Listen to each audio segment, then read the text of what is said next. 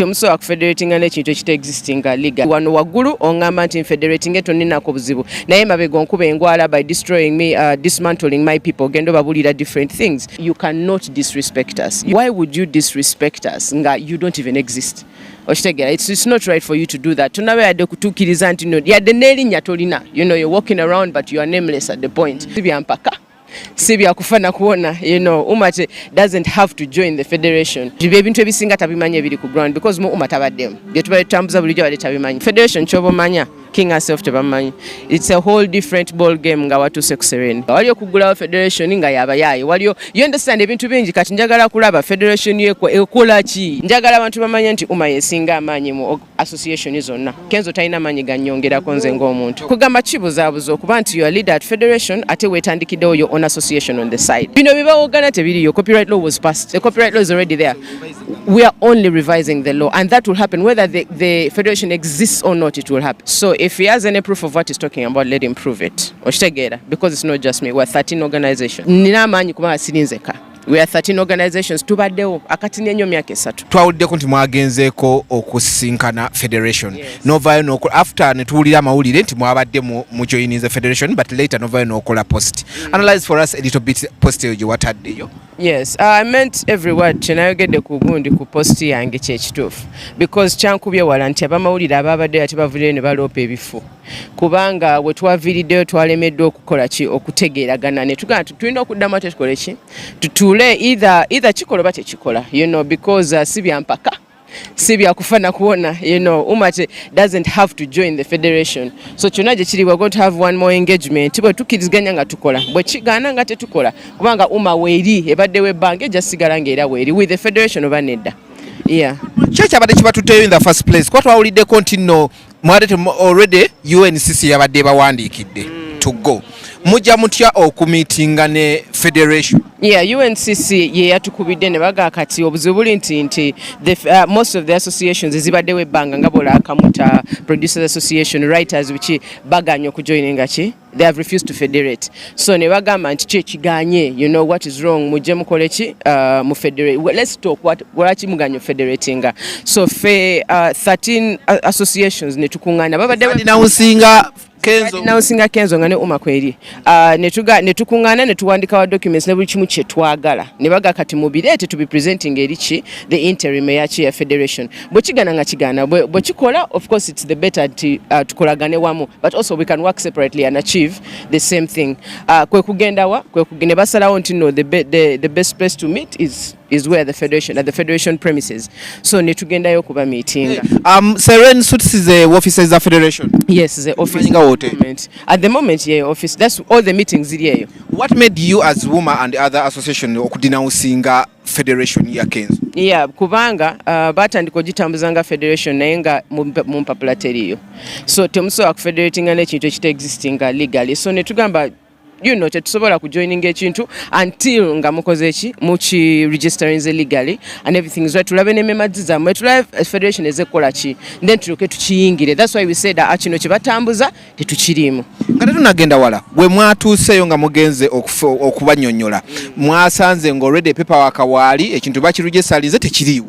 Yes, twasanze nga still tekiriiwo nga abagezezaako okukuŋŋaanya other associations ziriwo naye nga still beetaaga association eziri legit ngabola ezo zenjogeddeko nga bazeetaaga okusigninga on baleke beeyongereyo ne paperwork waabwe baali bagezaako okusubmittinga paperwork waabwe n'ezo associations ze baali batandiiseewo naye ne kigaana zaabwe ne kigaana ziriwo ze baali batandiiseewo wabula sijjukira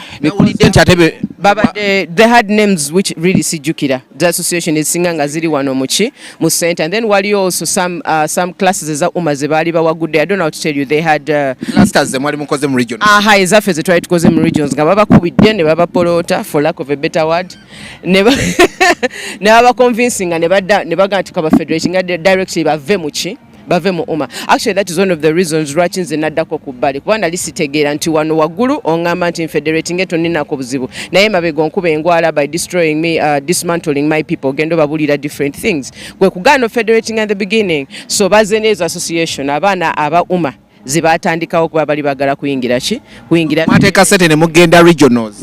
Bwe twakola regional tour those classes zetwatandika be batandika okukubira amasimu abagamba muve mu UMA muyingire mu federating directly ku federation instead of going through UMA.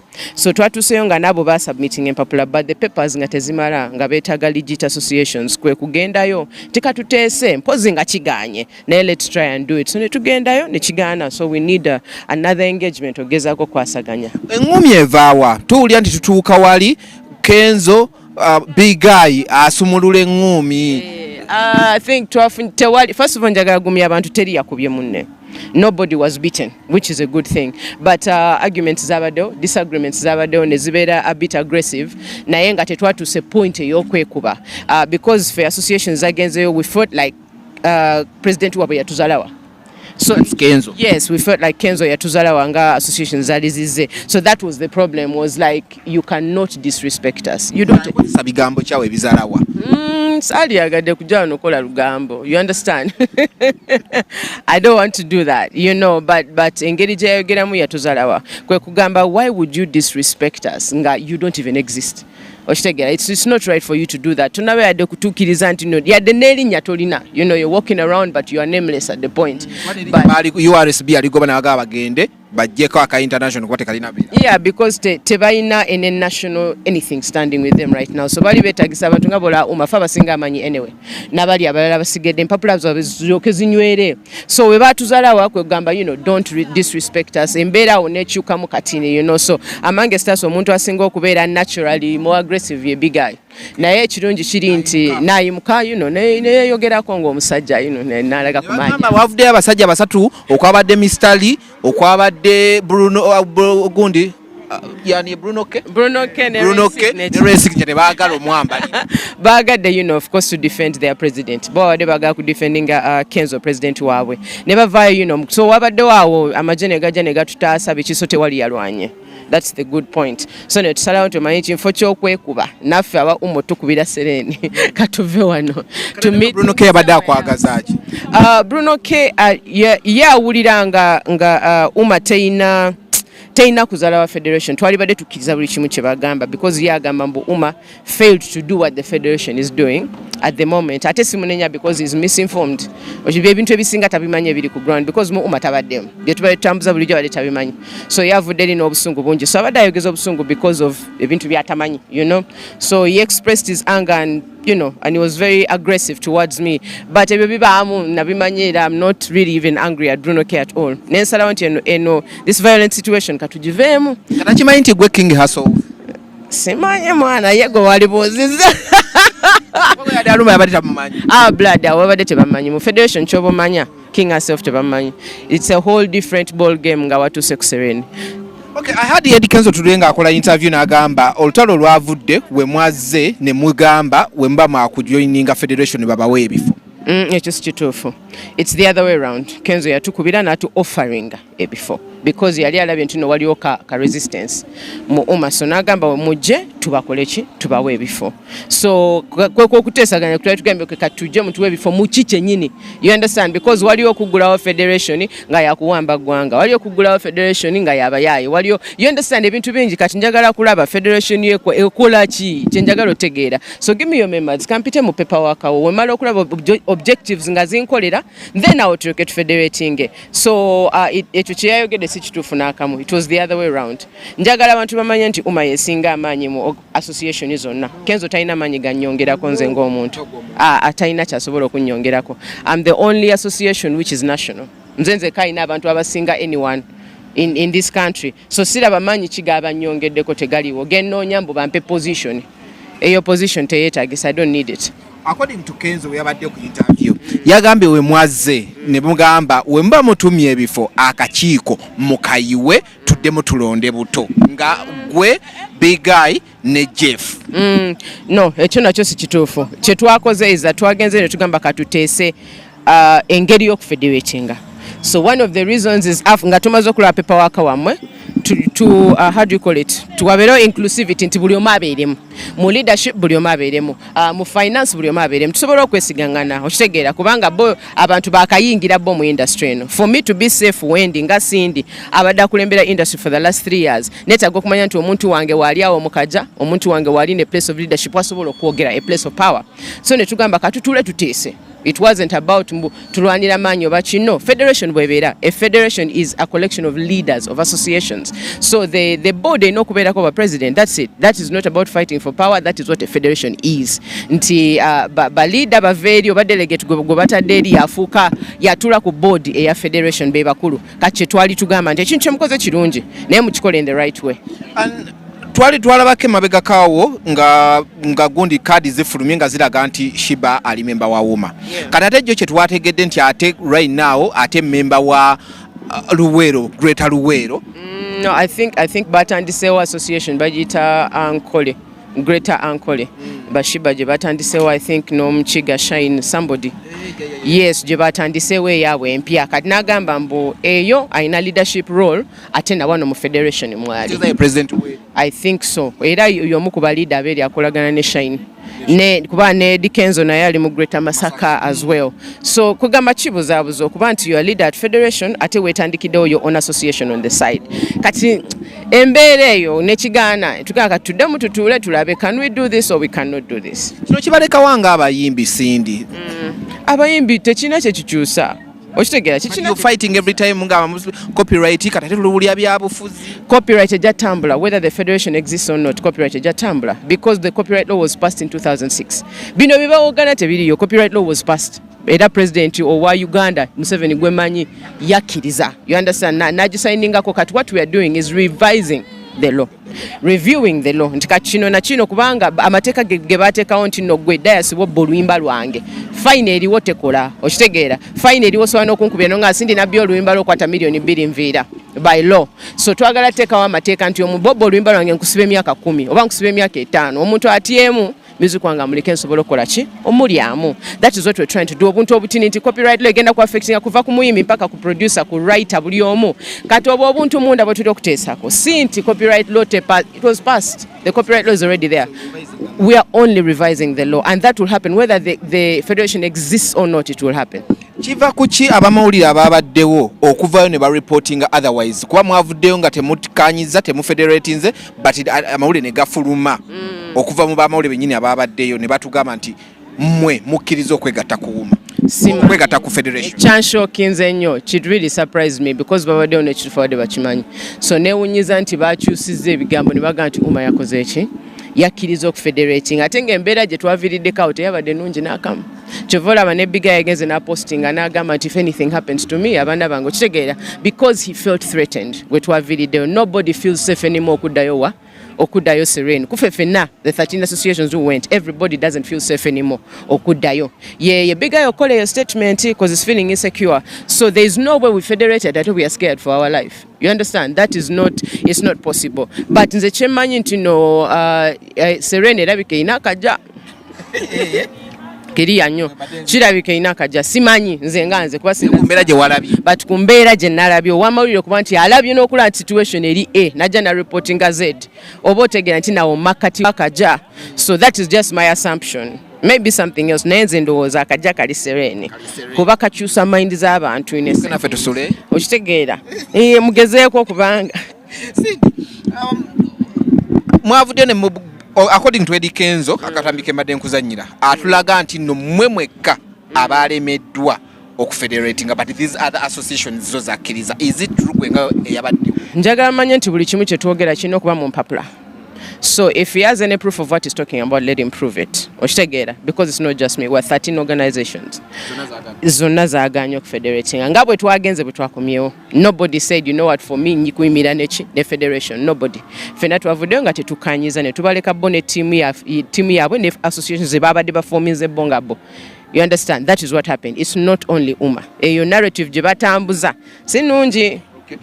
Wuma federation ne gundi era zonna zigwa wansi wa UNCC. Yes. Don't you guys feel like you betrayed by UNCC? Yes, we feel betrayed by UNCC, but UNCC si Katonda. we are finding our way around UNCC. We are hoping that somebody above UNCC ajatuuliriza. Era fenga associations tuli kunoonya empapula tuziwaani because kati UNCC at the moment tetusobola bawa kubeesigana eki n'empapula zaffe ze tubawa kuba ebintu bagenda babikyusa bukyusa. Yes, so we are trying to find our way around UNCC. Twagezezaako okugondera amateeka tuyitemu NCF ne UNCC naye ate batulaze ki kintu kyovula ngambye kiraka akajja kaliwa kali Sereni kubanga police zigenda kukyuka lwa Sereni but ffe tugenda sigala ku kituufu. Omanya kayimba ke bagamba, and if you stand for the truth you better be ready to stand alone. Gidde omukulu mpagidde kayimba munveeko. I'm not a politician.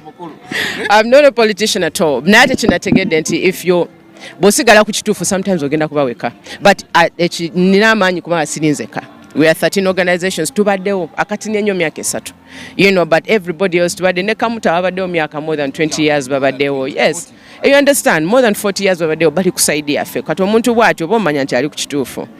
Olwo federation yaleze ya Dr. Tinga watulaga nti already palaso gyali nga treasurer ati neno vice ne watulaga nti kamilioni ya president ate yagera yo mwe nga bawuma mugirowoozaako ki federation ya Dr. T. Sirina comment. Byansobedde kuba conversation ya federation yatandika dda. Lwaki tebakireeta dda but all of a sudden tutambuddeko tulina we tutuusaawo then ne bayiwawo federation yaabwe, so nze sirina comment ku ekyo. Sikitegedde. Yeah, because also eno nalabyewo palaso yeki eno ye vice, ye one of the vices, and then wali superstars, eno eri superstars ya federating dda kati nange binsobedde. Sibitegeera. I don't have any comment for that. I don't. Akatalekeka. Lwaki watwala password y'omwami? Natwala ki? Omwami yatugamba password gogine yesimu yo gikebera buli woyagalidde. Yagimpa yenga ye.